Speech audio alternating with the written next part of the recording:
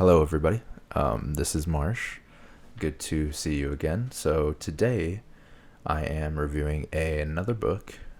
Today it is Brave New World, right there, by Aldous Huxley.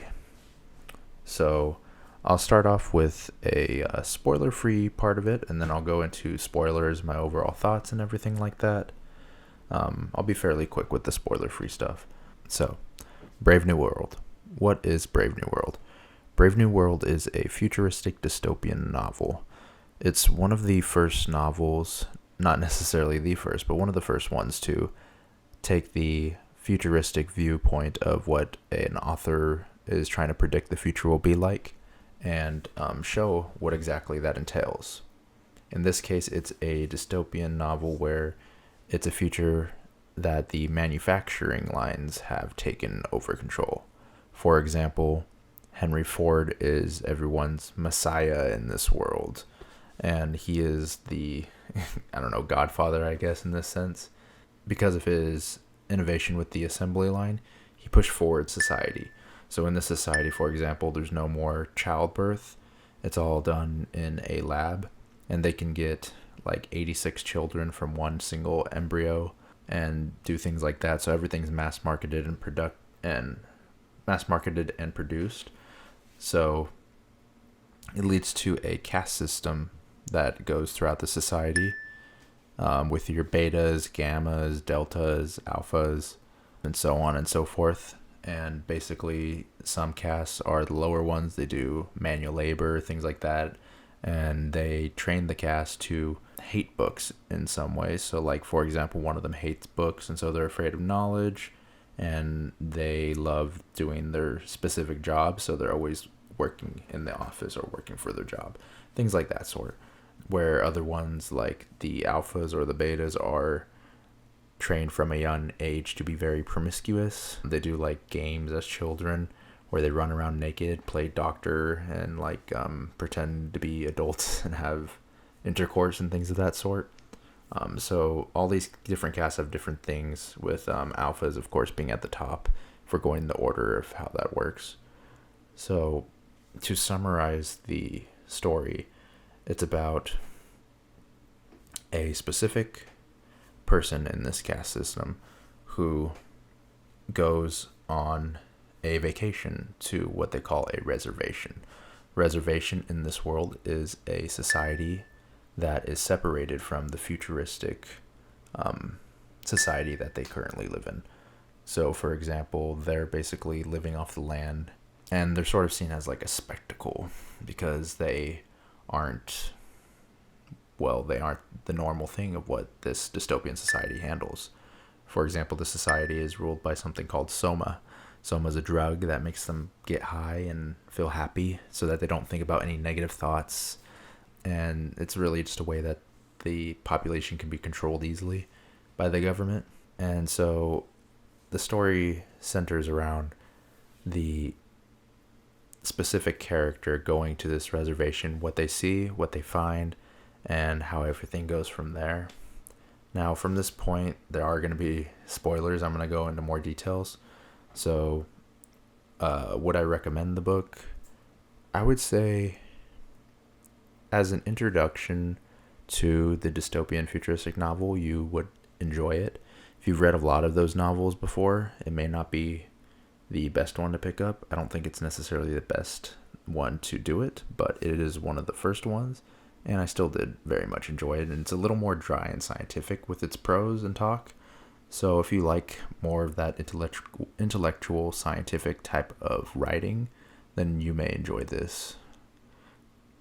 But overall, let's go ahead and get into some spoilers and talk about the actual story. So the story itself basically goes with our main character. I'll put his name up here. I'm literally the worst with names. I can't remember them. Save my life. I think it starts with a B. And then the female main character, Lenina. And they go to this reservation on vacation to view these savages, as they call them. These savages are just people who live off the land. They're not really savages necessarily, just savages in the viewpoint of this current society. And while they're there, they discover a person called Jack. Jack is a child of someone that lived in this futuristic dystopian society, but was stranded on one of these reservations. So this is about almost halfway point in the book when this happens, and they meet this Jack character. This is honestly where it kind of shifts, and the story actually turns into a story about Jack. Jack turns into the main character. He's the one that we take a viewpoint from, not for everything, but it really just encompasses the overall themes and everything and the interest of the plot around him. And really, Jack is sort of a viewpoint in our view, at least the way I viewed it.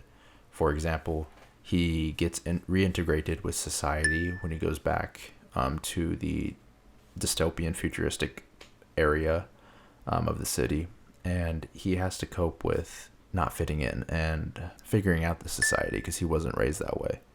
Along with that, he also has the aspect where he can't even fit in with his own society back at the reservation because he wasn't like them, because he wasn't a pureblood, or I'm not sure if that's the proper term they say, but he wasn't fully one of them because he was half born from this woman from future society, his mother, which is a big deal for the dystopian society, or I'll just call it the society in this case.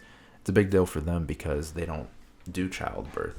Everything they do is in a scientific lab, so it's actually viewed as disgusting. The idea of mothers is disgusting to them, families is disgusting to them. They don't even have the concept of a family.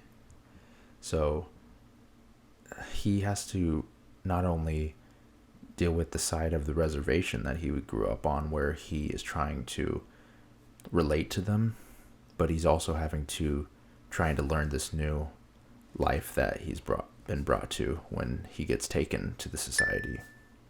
And it's honestly about the conflict of that.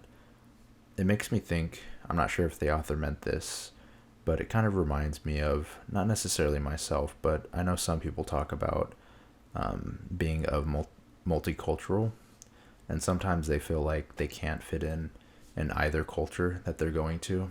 They may go to one culture and they're too much of the other culture to be accepted, and vice versa in both areas, so they can't really fit into either fully.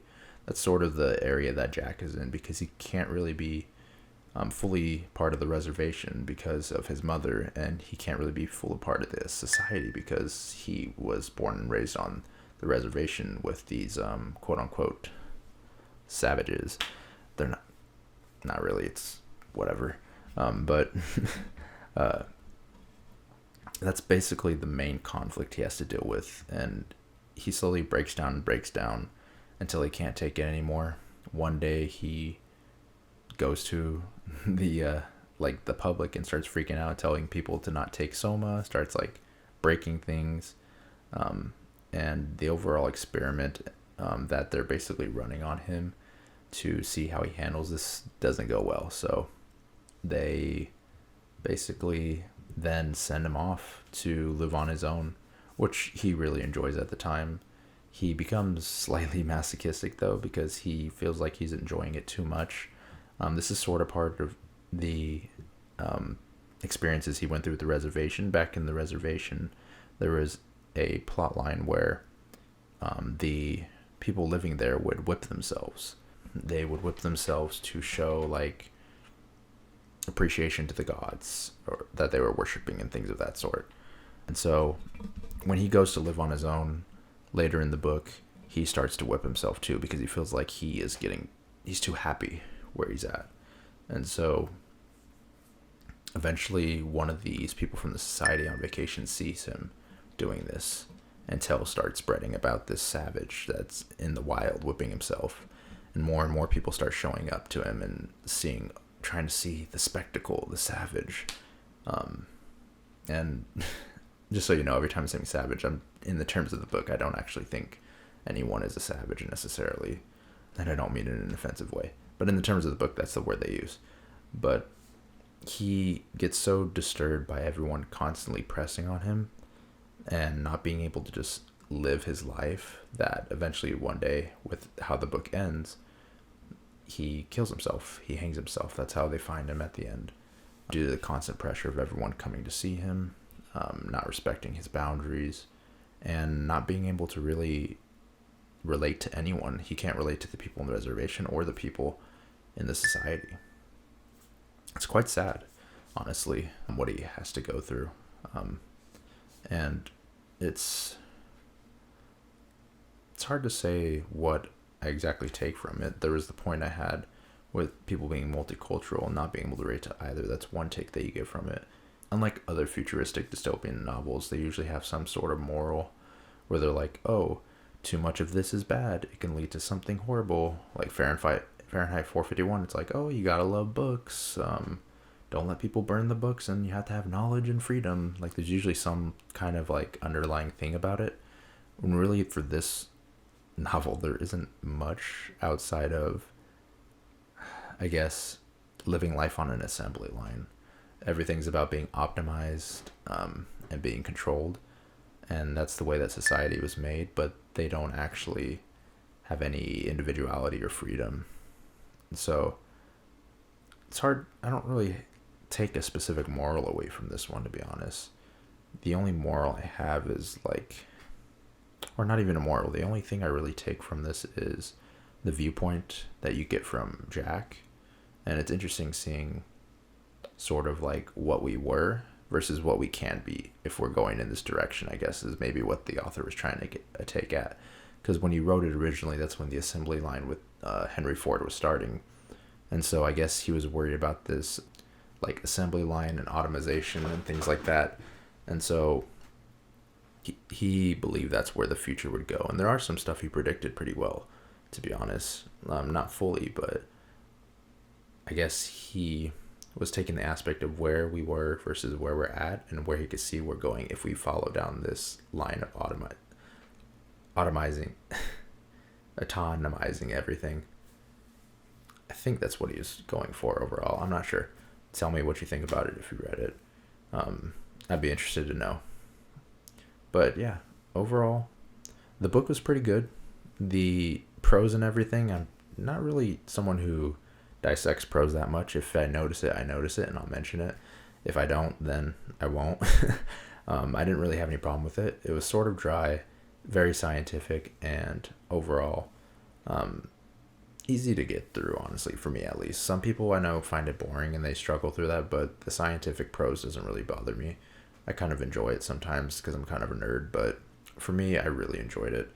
I would definitely recommend it. If you do enjoy books like 1984, I would say you probably would have to read, not have to, but you really want to read this book just to compare, because those are known for many people as the two quintessential dystopian novels, 1984 and Brave New World. So to get a viewpoint from both and how they tackle it, I would definitely recommend reading it. And just to see, because honestly, a lot of books nowadays are based off dystopian novels, so it's good to know where it's coming from. Let me know what you thought about it in the comments below. If you have any suggestions for what to read or any ideas for videos or anything you want me to talk about, just go ahead and let me know. Overall, these videos are just more like a journal for me, for the books I read, my overall thoughts on them. They're not meant to be too analytical or too crazy when it comes to that. But hopefully there's a few like-minded people out there, or people with differing opinions that want to have a conversation. If that's the case, I welcome it, and hopefully we can talk about it and have some discussions. But thank you for watching, and I hope you have a wonderful rest of your day. Bye-bye.